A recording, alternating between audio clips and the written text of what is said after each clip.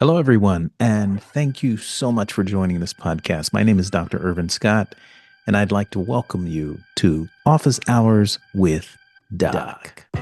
Over the past 30 years, I, like many before me and many after, have devoted my life to America's children and its communities by working within the education ecosystem. In other words, I'm an educator. I've been a teacher.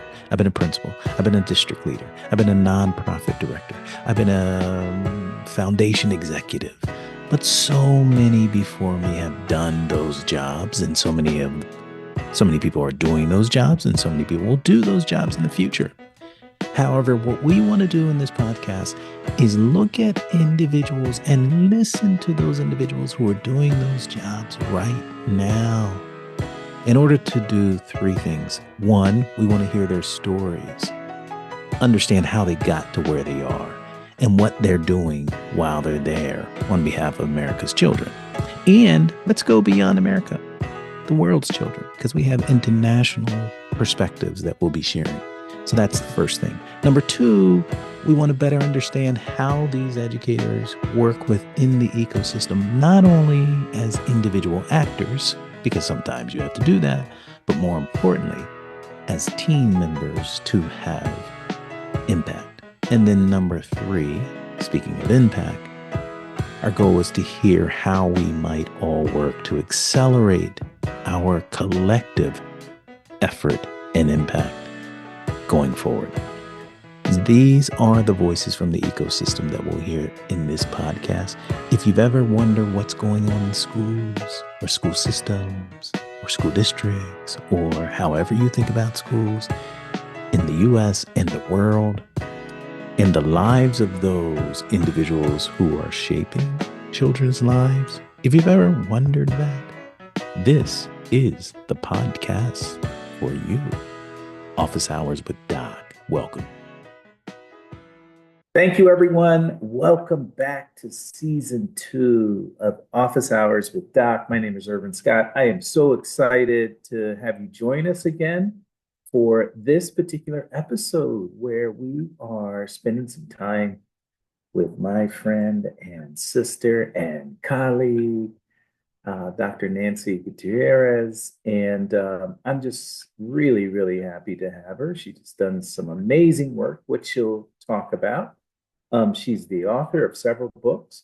The most recent one is Coaching Education Leaders, which she might refer to a little bit, but and she's done some other amazing ones that I want to make sure I get my hands on.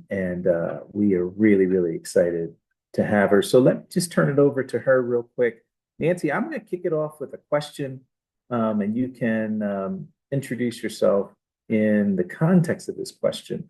But a lot of our listeners wonder about the education trajectory or the professional trajectory of individuals who do work in the education ecosystem, as we like to say. You were one of those individuals doing amazing work, national work, but it probably didn't always start there. So as you introduce yourself, we're happy to have you. Talk a little bit about your trajectory to the place where you are right now. Welcome. Thank you. Thank you, my friend. Good to see you. Always love to be in community and conversation with you. I love this question. I'll tell you why, because sometimes people will see someone in your role, in my role, as leading a national leadership development organization and make some assumptions about having it all together or about the journey I went on or didn't go on, or and I love to humanize leaders as a form of being able to truly see each other in this work, the fullness of our humanity. So I appreciate this question on so many levels. So thank you for it. I think I'll start by just saying that I don't take this moment for granted, that I'm here in conversation with a Harvard, professor, someone who graduated with his doctorate from Harvard, and that I too had the chance to go there. No, never. No, I don't take this moment for granted. And there was a long journey to get here. I think the first book that you referenced is called Stay and Prevail. Students of color don't need to leave their communities to succeed. And that is like a love letter to my home community. And that really defines my leadership path and trajectory of being a teacher and a principal of two different middle schools within my home community of East San Jose, California. And that I would say, you know, being one of 6 kids, one of 36 grandkids, only one side of the family. I didn't even bring in the other side. So that's my mom's side. You know, being first gen, Mexicana, Chicana, and all of those things prepare you for these moments of leadership, right? I used to say, my mom's going to kill me if she hears this, but I used to say, and I still believe, that one of the things that made me such a great principal was the fact that my mom had no trust for the school system.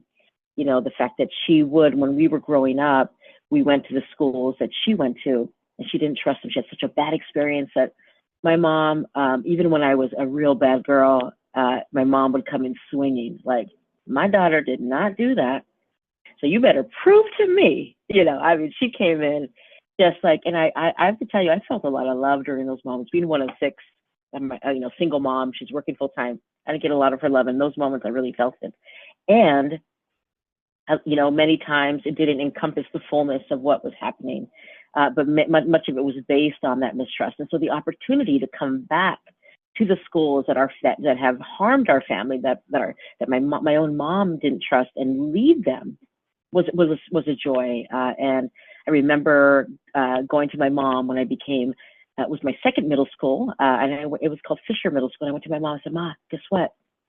I'm going to become the principal." And I tell her the story, and she got really scared.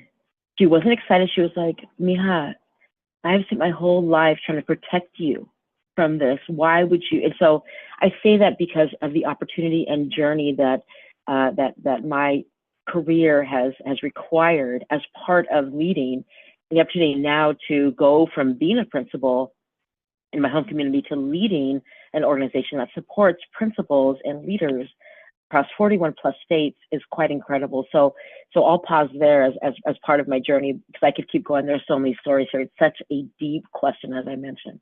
Oh, I love that. We'll get to what you're doing at the Leadership Academy here in a second, but I got to pick up on just a couple of threads of what you said already. Sure. First of all, I love you talking about your mother and the role that she played. But I think you alluded to being how do I say, a student that might not always be exhibiting ideal behavior. Did I hear that correctly? Although you may not have characterized it that way. Yeah, I think I was often considered a troublemaker, and I have perspective on that now, but yes, that you know, I wasn't someone who connected with school in the way that was healthy for many years of my K-12 experience. So I appreciate the candor about that. One of the reasons why I wanted to just put a pin in it is that I find when I look back on my education trajectory, I was the same way. We won't go into all the stories, but no way. Okay, so you seem so perfect. I would not even imagine this.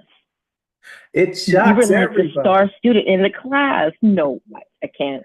No, I need stories, man. I need receipts. Receipts. I will bring some of my former maybe peer students. I have a teacher who I still connected with, but she claims that I was a pretty good student, but that's when I had already matured. But so I just wanted to pick up on that point, because in all seriousness, I think I have seen that trajectory for a lot of educators who land in really high profile positions. And I wonder about that. What do we learn? What are the systems, or what are the experiences that we've had that actually make us deeply committed to these structures that we may have struggled in, right? And so you talked about your mother's role, and then you going back. One other thing, could you say a little more about your principal experience? Like, what was really, this is sort of out of nowhere, what were you trying to accomplish as a school principal in the 2 schools? Like, what sticks with you around that experience?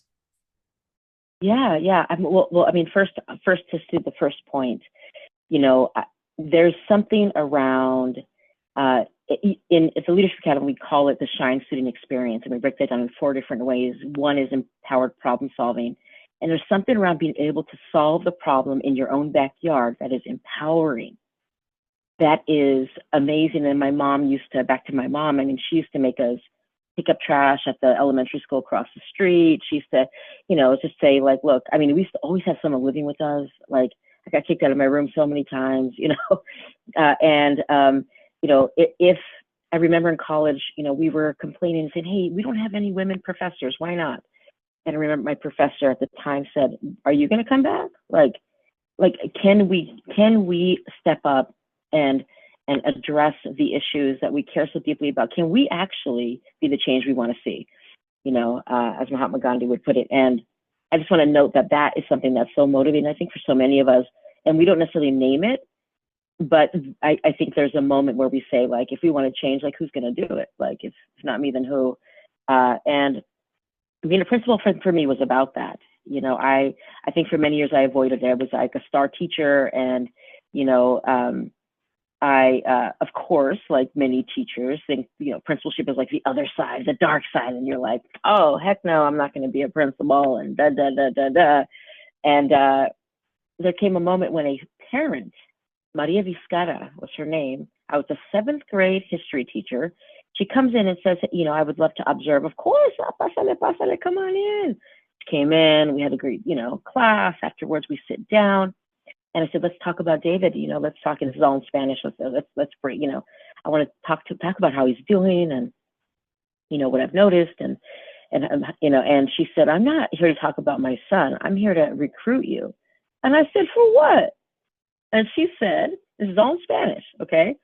And she said, we want new and better, more effective schools in our community in East San Jose, California. You are a teacher who has meant so much to so many of our kids. We have a meeting tonight at so-and-so's house, and these are parents gathering together through a faith-based organization, an organizing force in our local. And she said, I want you just to come and hear our vision, hear what we're talking about. And we actually now need to reach out to people who can do something about it. And I said, I would love to go. So I show up to this meeting, and I'm listening to so many parents in my comunidad. This is where I'm from, right? And they're talking about it, and I'm like resonating. Yep. I track, and I would get to build that middle school as a school principal in the next couple of years. That was my entree into leadership, and it was an opportunity to learn from what was happening in New York around the small schools movement, learn what was happening in Oakland. There were so many different places, the Boston Pilot School, so many places who were trying on this small schools movement. And I had a chance to do that myself, opening the first middle school in East San Jose. That is an amazing story. You get identified, if I'm not mistaken, by a parent while teaching to become a leader.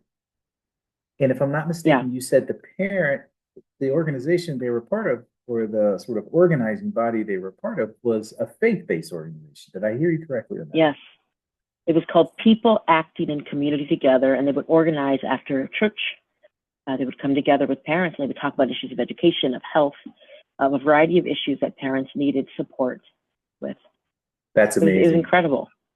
Yes. That is incredible. That is definitely incredible. I can't think of a higher calling, if you will, to have a parent identify you while teaching to eventually become the leader of a school. And then you are starting a new school. That's just amazing. It was incredible. And then a few years after that, because one of the things we wanted to do is we didn't want to create charters. We wanted to create new small schools within the district so that we could really be an innovation hub and learn and be part and be, our teachers unionized and say, hey, like, we have the same parameters. Let's try to figure this out in a new way with the same parameters. And the superintendent then said, all right, a little hot shot, go to the most struggling school and do the same thing. Now, this is a large school, comprehensive, 800 students. And this is where my mom went.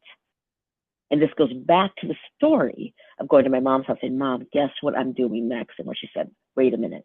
So that's kind of how, I was able to be a founder And I was able to be what they called at the time, a turnaround school principal of the Mhm. lowest performing middle school. That's wonderful. That's wonderful.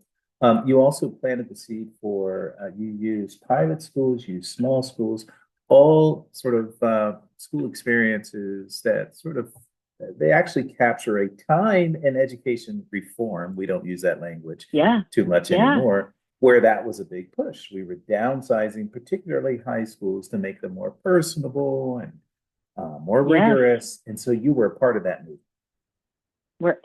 Yes, where every single student's name was known. Now were you with Gates at the time? Because I that was a was big part of the funding, right? Yeah, Cycle. this actually was when I was a high school principal also. And I Wow. was downsizing a large comprehensive high school. We got Gates money to do this.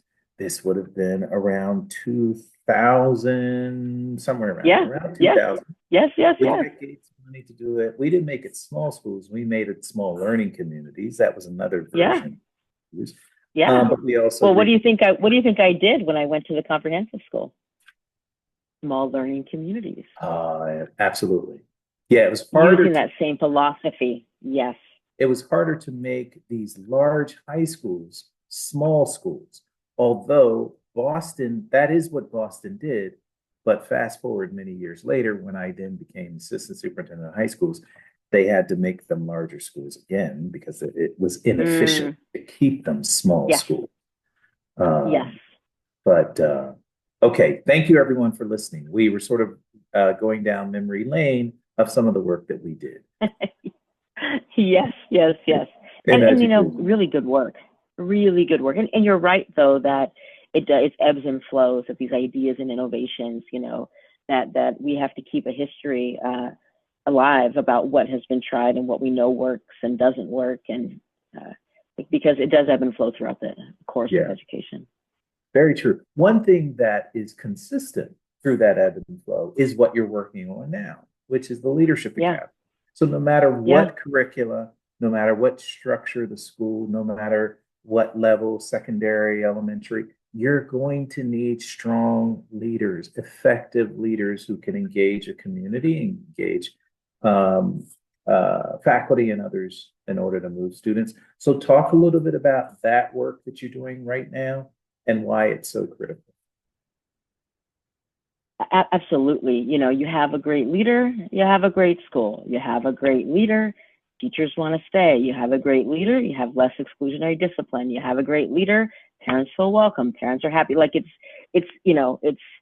very clear, around what creates the conditions for everyone to thrive: a parent, Mm. a student, a teacher, and anyone who interacts with the school campus. And so I'm about that. I'm all about effective leaders in education and knowing the power of leadership in this space. And we all know the 20-plus-year-old research from the Wallace Foundation that said, the Leithwood research, right, that said the teacher was the single most important actor in the child's life. And then 2021, 20 plus years later, Wallace said, well, let's update that research. And the Grissom report comes out and it says, wait a minute, school principals are as important and have greater scale, right?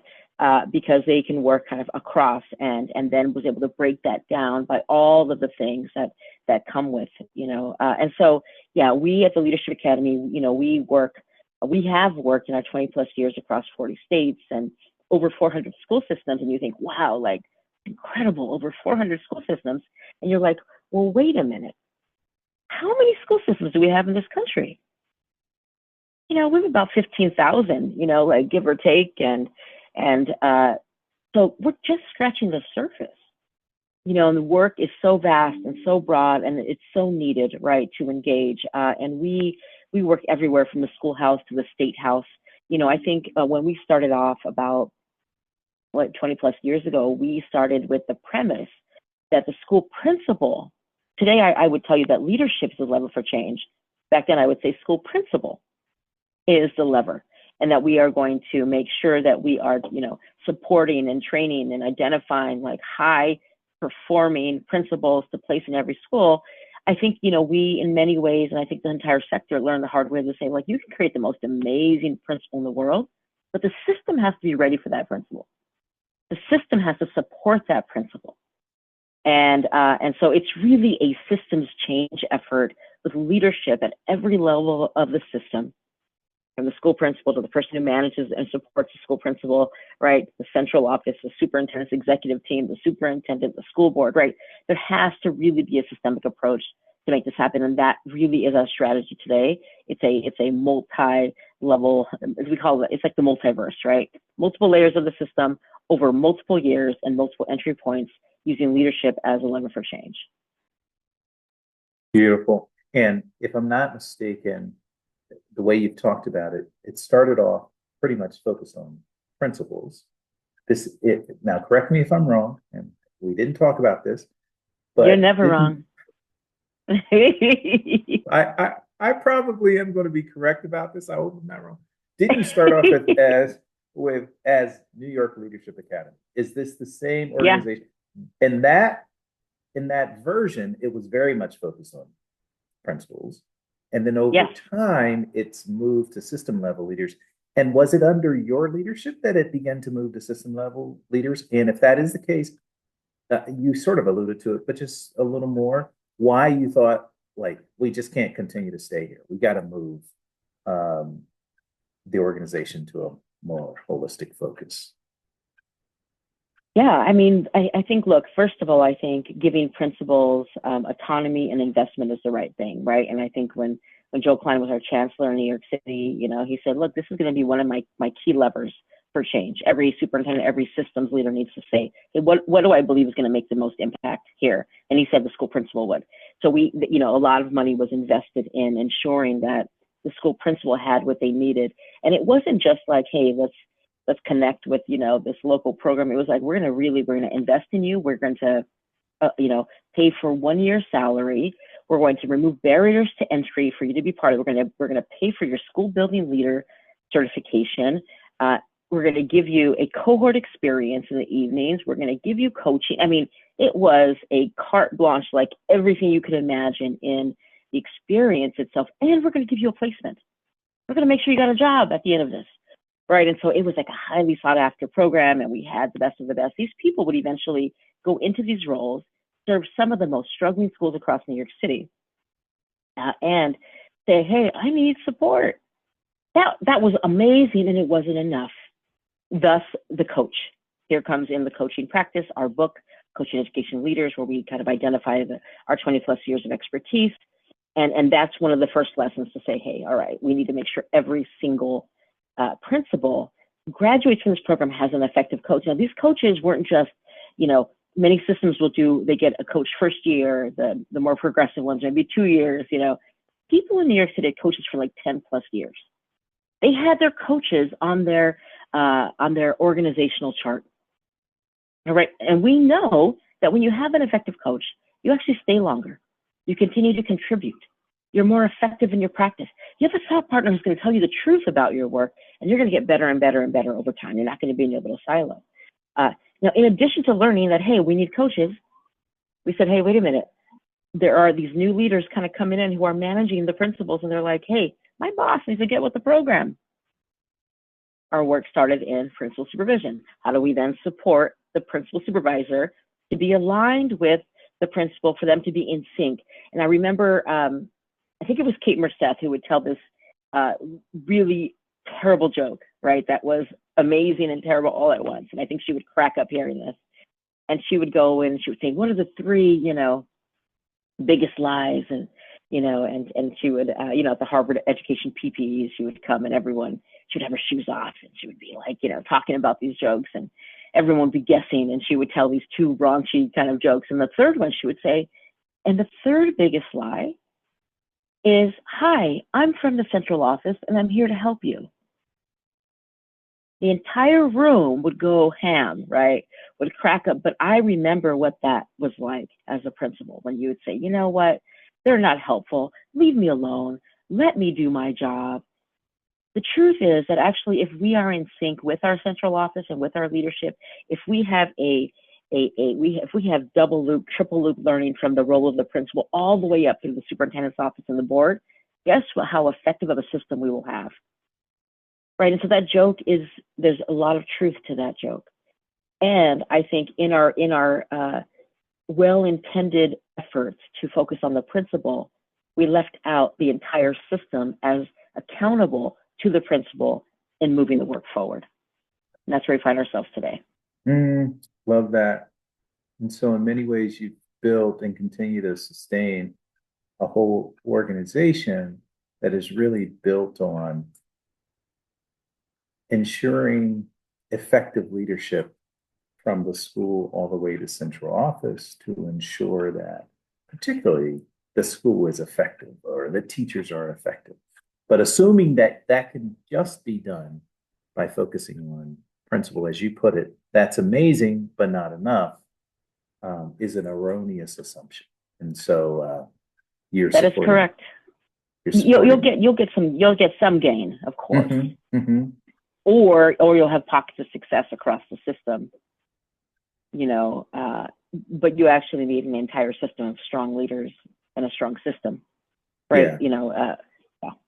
Absolutely. It reminds me of the evolution that came, and I think, again, you alluded to this, where we were really focused on the teachers. Effective teaching. Important, critical. We all know that's critical. But then we begin to understand the importance of leaders to ensure a school of effective teachers. And now you're also ensuring an entire system of effective principals. So powerful work. That's right. That's right. Thank you. I want to make sure I get in this other question that in some ways builds on the shifting dynamics that we've just been talking about with leadership. And now we have shifting dynamics around what's going on in education, K-12 education in particular, but hey, higher education's in this also right now. In that, I'm just going to call it out because I've been doing this with our guests. We have a very different federal administration, and that's beginning to manifest itself in education. Not beginning to, it's loud and clear. And so you don't have to be political, but I am interested in how you were thinking about the context and the various environmental conditions, if you will, in K-12 education, whether that be as a nonprofit doing this work in support of schools, whether that be as an educator, whether that be as a parent, however you want to answer that question. I'm interested in your perspective. Yeah, I mean, look, I think I'm hearing a lot of conversations today around how, the time we find ourselves in today, the political environment, and I actually think that the role of a leader is always political. I don't care who's in office. It's something that if you don't do well, you're not going to make it. If you're a superintendent and you don't know how to manage and your school board, that's an issue. If you don't know how to engage your community and listen to your key stakeholders, that's an issue. As a school principal, same thing. And so I guess I would say that we know what to do, that we have the skills, that we know that leadership is important, and it's especially important during moments of change, during moments of transition. And we know that part of that means is that we have to stay engaged, to keep our ear to the ground, that we have to examine the intended and unintended consequences of our decisions. So that's one point, is that I think that leadership is about constantly leading change. And I think we're in a moment of change right now. Number two, I think there has been obviously a lot of conversations around language. And there's something good about simplification of language, definitions of language. To say, yes, okay, that word can be triggering. So how would you actually define it? For example, equity is a big, conversation that people are going back and forth around, like, oh, this is a trigger word and this means that and this. But if you ask me to define it, I would say, make sure that every kid gets what they need to be successful. No one will argue with that. So the push to actually define, I think, is a good thing. I think that responsible educators were doing that prior to this moment. The push to simplify and to make learning and this work tangible is also a good thing. I think effective educators were doing this prior. I think people who got caught up in rhetoric may not have been advancing the work in the ways that were needed in the moment. I also think that that everyone can win, and I think there's this conversation around like, well, if we provide more support here, if Title I funding does this, or if we do that, like my kid loses. And I don't think that's true. I think we can all win. And I think part of that is why, some of the parents or some of the families like have their arms up to, and say, oh, don't take from my kid. If you say this, if you're talking about equity, you're talking about meeting the needs of students with special needs or students who speak multiple languages or students who are in poverty, like you're taking from me. And that's simply not true. We can all win. It's not zero sum. And I think we don't talk about those things enough, that like, yeah, guys, let's define what we're talking about. Yeah, you got to make it simple enough people to grab onto the complexity and do something with it. And I think there's a pathway for all of us to really succeed and win. And we talk about that. And what can you take from your muscle with change leadership that you can apply to today to continue to thrive and to be there as we're arguing about what is and what isn't. Our kids are coming to school every single day. And so how do we show up for them? And how do we use what we know to be the leaders we know we can be? So much there. Leadership is about change, right? And so this whole idea of things being very dynamic and more unstable now, which they are, that is an opportunity to leverage leadership. And leadership is more important now than it's ever been, right? So that's a really salient point. Push to simplify is what I also hear you talking about. You alluded to the words, the word equity and how people think about words. One of the things that I've started to say to my classes is I'm more interested in impact than I am in words, right? And so how do we ensure that the impact doesn't get lost and what we're trying to ultimately accomplish doesn't get lost in this fight over words, right? So that's also what I hear you saying. And then, so this whole idea of watch getting caught up in rhetoric. And then the last thing is ensuring that people understand that making sure that one group gets what they need does not mean that other groups aren't going to get what they need, right? We used to say all means all. Well, I think that's even more important now. And we haven't necessarily communicated that as effectively. And I think we have to own that as educators. 100%. And so, yeah, just figuring out how to communicate that and ensure that our practices are reflecting that. One of the things that I've noticed, Nancy, and perhaps the literature, and maybe it's just anecdotal in my conversations, is that this is a difficult time for leaders, right? Because they feel pressure, they feel the political pressure, they feel like they're having to mediate between different factions, and so people have talked about this being a time when people are stepping away or not necessarily looking forward to getting into some of these high profiles that you're trying to prepare people to do more effectively. A word about that? How do you think about that? How do you ensure that we continue to have great leaders in these roles despite the challenges that they're facing?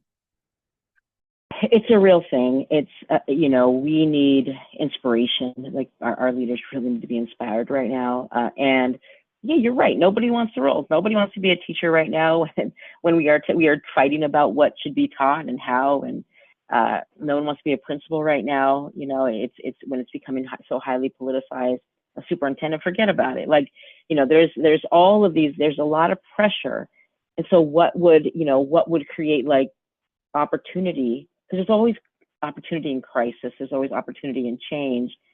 I think the Leadership Academy did it right back in the day, 20 plus years ago. We knocked down barriers to entry to make that job sexy again, to make it something that to say, like, look, like there are so many pathways, like let's create a cohort of learning, let's help each other problem solve, let's get you what you need, let's pay for your credential, right? And let's make sure that you have a placement, you know, beyond this program so that you're in the role and you're getting the support you need. Like, I think a lot of this is about support, a lot about the fact that not only is it a hard job, but our leaders are isolated. They don't have the support and learning they need across role.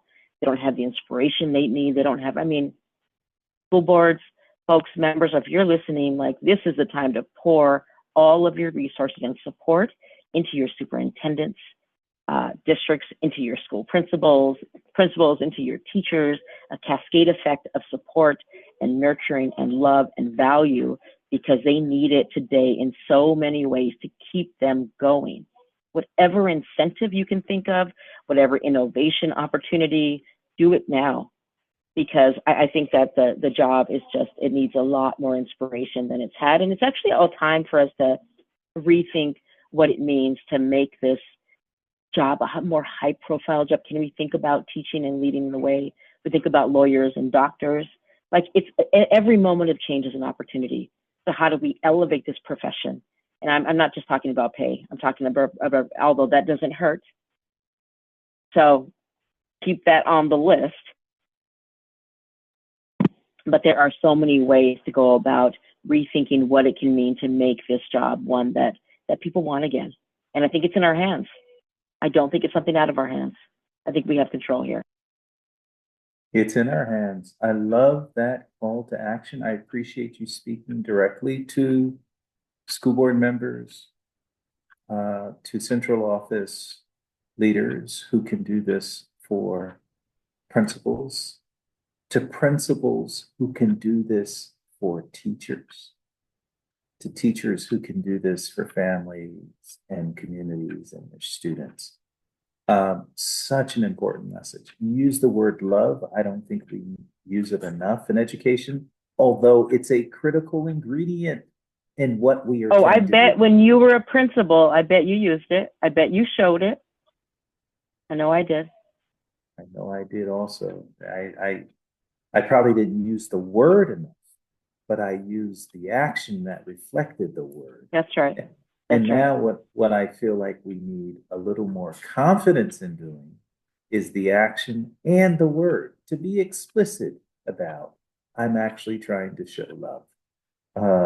I think that's really powerful. Nancy, this has been absolutely amazing. We might have to do a part two. Anytime. If you'll come back. Anytime.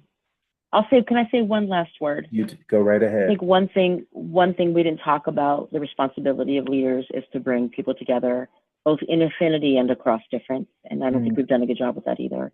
And I think that's part of what contributes to where we find ourselves today. But I think that's something we need for this world. Look, I like being in my bubble too, but man, how much I grow when I have diversity of thought on my team and as part of my life and part of our schools. That is critical. I'm so glad you said that. And it is one of the reasons why I think we are where we are, because we have not been taught how to be together in community despite our differences. And there are those who know that we're bad at that, and so they're leveraging that to keep us separate. that part. Maybe we'll talk about that. It has been good to talk. Thank you. I love talking to you. Thank you. It's been a joy. It's been a joy. Thank you, everyone, for joining us. Thank you, Nancy, for joining us on this episode of Office Hours with Doc.